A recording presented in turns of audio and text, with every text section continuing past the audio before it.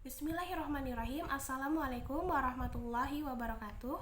Perkenalkan, nama saya Nova Selvia dengan NIM 802019007 dari kelas 05 PT5. Baiklah, di sini saya akan menjelaskan soal pertama.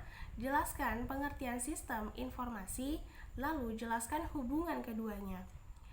Pengertian sistem itu sendiri adalah kumpulan dari suatu elemen yang saling terkait satu sama lain untuk mencapai suatu tujuan tertentu.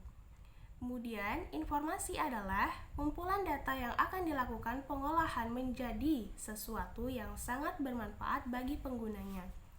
Jadi, hubungan dari kedua sistem informasi adalah sejumlah komponen yang saling terkait satu sama lain untuk mencapai suatu tujuan tertentu sehingga dapat mengambil suatu keputusan. Soal yang kedua, jelaskan contoh penerapan hierarki sistem pada perusahaan.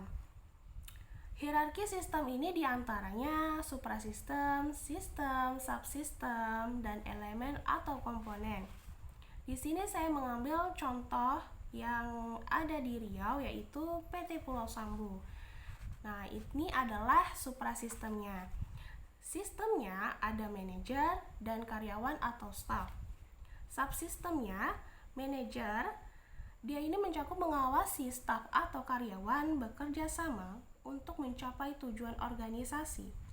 Kemudian mengendalikan tim untuk memastikan agar proses berjalan sesuai rencana. Selanjutnya, mengelola segala hal di dalam divisi yang ia pimpin. Kemudian karyawan atau staf, dia ini melaksanakan pekerjaan sesuai dengan tugas dan perintah yang diberikan. Selanjutnya ada elemen atau komponen. Nah, yaitu minyak kara atau kelapa. Nah, ini akan dikeringkan atau biasa disebut dengan kopra, lalu diproses menjadi minyak kara atau kelapa. Soal yang ketiga, sebutkan contoh sistem informasi, lalu analisa setiap komponennya, hardware, software, database, network, prosedur, dan people. Di sini saya mengambil contoh sistem informasi yang saya ambil adalah sistem informasi penjualan barang. Nah, hardware ini adalah perangkat keras, diantaranya komputer, mouse, keyboard, dan printer. Software ini adalah perangkat lunak.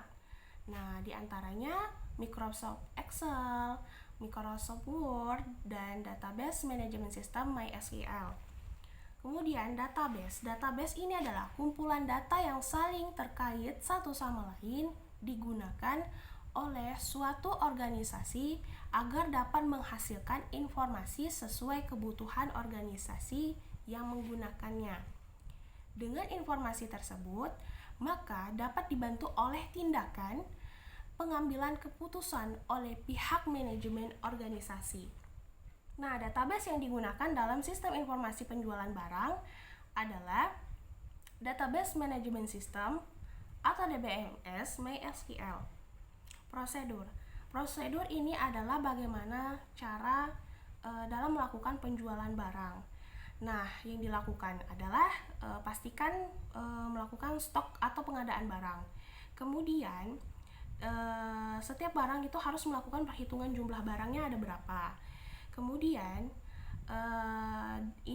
akan membuat suatu laporan dalam penjualan dijadikan suatu arsipan. Yang terakhir, people atau orang. Nah, biasanya dalam sistem informasi penjualan barang ini people-nya adalah admin dan karyawan. Nah, itulah yang dapat saya sampaikan. Mohon maaf apabila ada kesalahan. Terima kasih. Wassalamualaikum warahmatullahi wabarakatuh.